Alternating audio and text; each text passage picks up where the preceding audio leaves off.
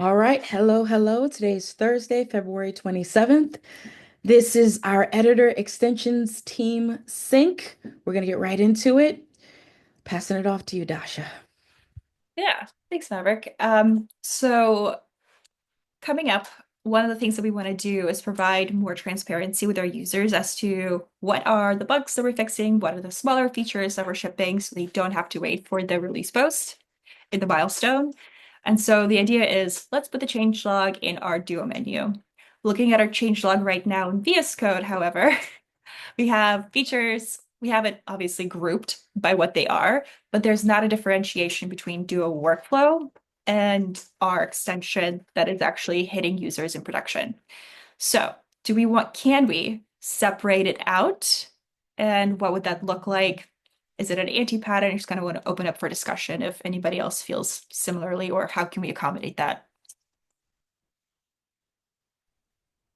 Um, from like a technical perspective, you'd probably need some extra metadata on the commit message, similar to what we do in GitLab.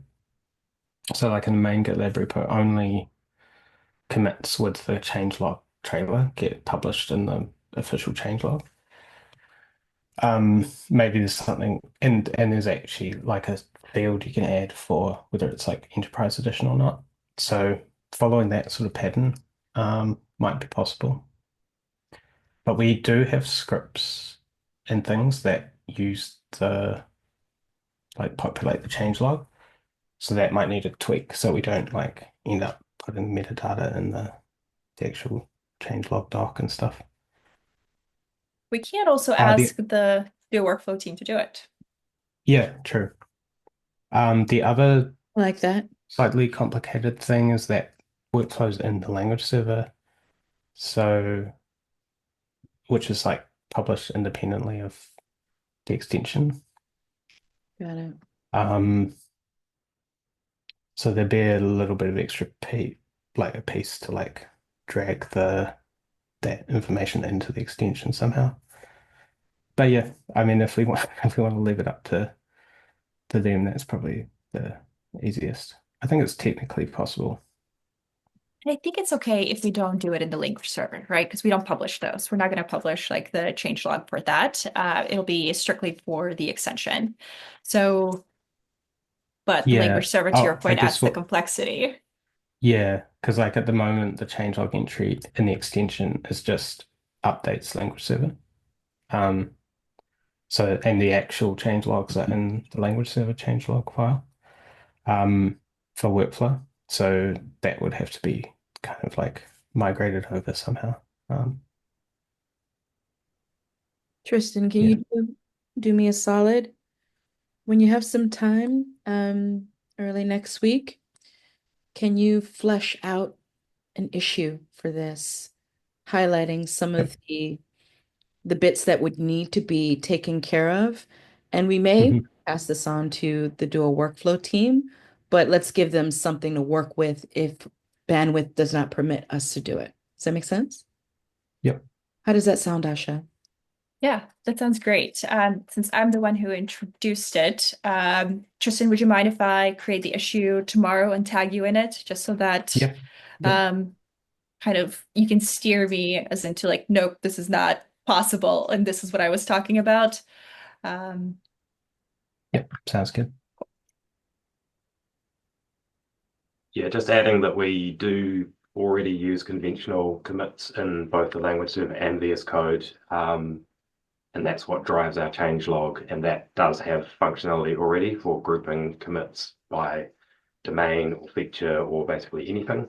So we could just encourage commit hygiene to tag things correctly and then have a script that extracts that out.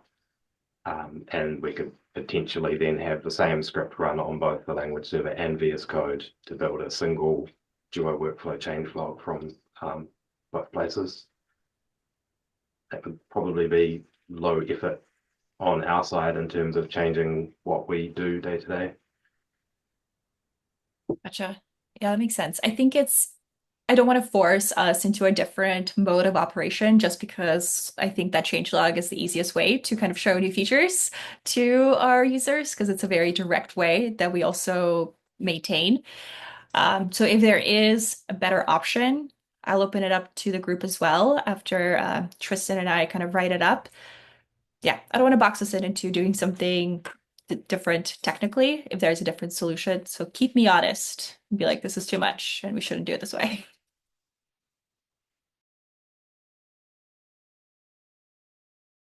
All right, Maverick, over to you.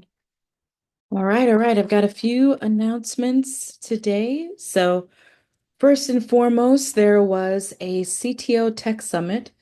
Here are the notes from both Darva and from a range of leaders. So, there is the issue from her. She's given you all of the highlights and key points, but the write-ups are actually pretty interesting, particularly Sam Goldstein's, Michael Heinrich's. In your spare time, it's absolutely worth reading because it'll give you an understanding of um, Sabrina's vision and also the perspective that each one of the leaders have taken. Give it a read. If you have any questions, please reach out. But a lot of what's there is going to shape a bunch of the things that we're going to do technical roadmap wise.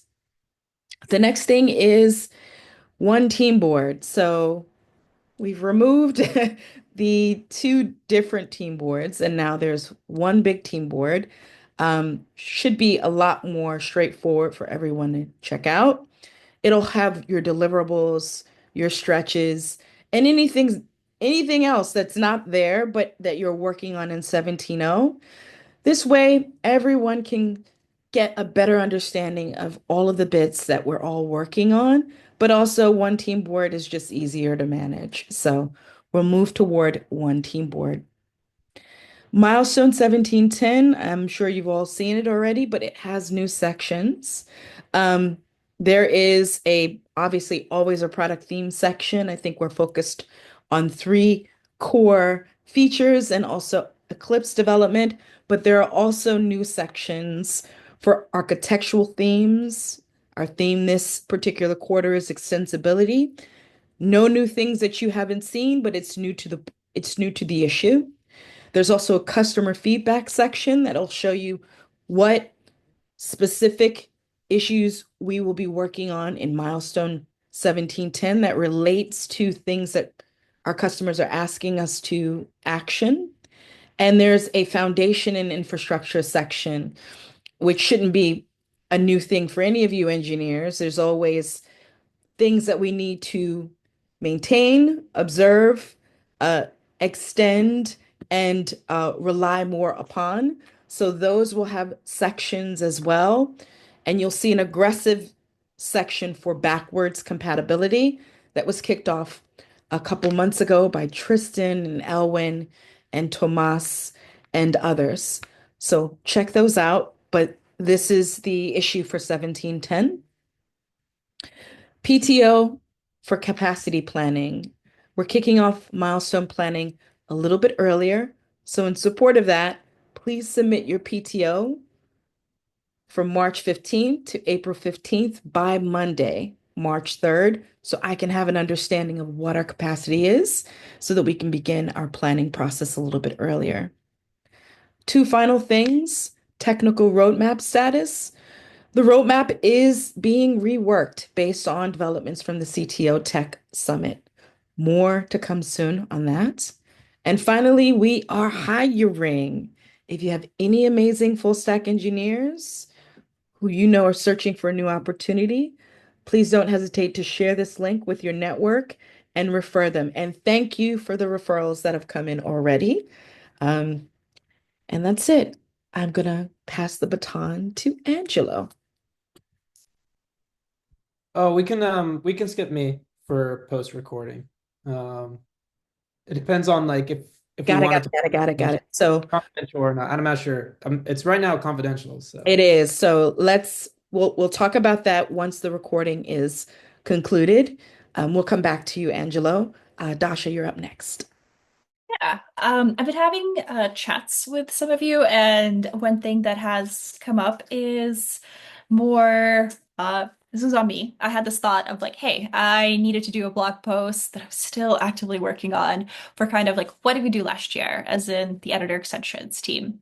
And that kind of sparked more of if any of you are interested in evangelizing more of the work that you are doing, let's propose a blog post. I think Devrel will be happy to not do all the blog posts and have some help. So if there is something that you're really passionate about and you think our community would appreciate, blog posts are a great way to do that.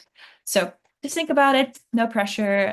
As I'm working on mine, yeah, but that's pretty self-explanatory and simple. I can link uh, the project that it's in if everybody wants to take a look at it. Would that help? Just to see like what the intake process is like. Okay, cool. I will Yeah, link the intake process. So if you're interested, take a look. And if there's anything that strikes your fancy, think about contributing. Nice, nice. Jui, there's no read only. What are you doing with the read only? All right. Yeah, I'll be working from Korea for the next 2 months, so I might not join some meetings depending on the time, but just heads up. Nice, nice. I've asked Jui to do me a solid, but I'm going to ask on behalf of the team. There's all types of cool tech in Seoul, and we want to see all of the things, okay? We want all of the things. We want all of the footage, okay? If there's anything funky or any like cool restaurants, like I'll share in the Nice. channel so Angelo can take a look what authentic yeah. Korean food looks I'm like. like, I'm so jealous right now. You don't even know. All right. Anything else before I stop recording? All right, let me stop.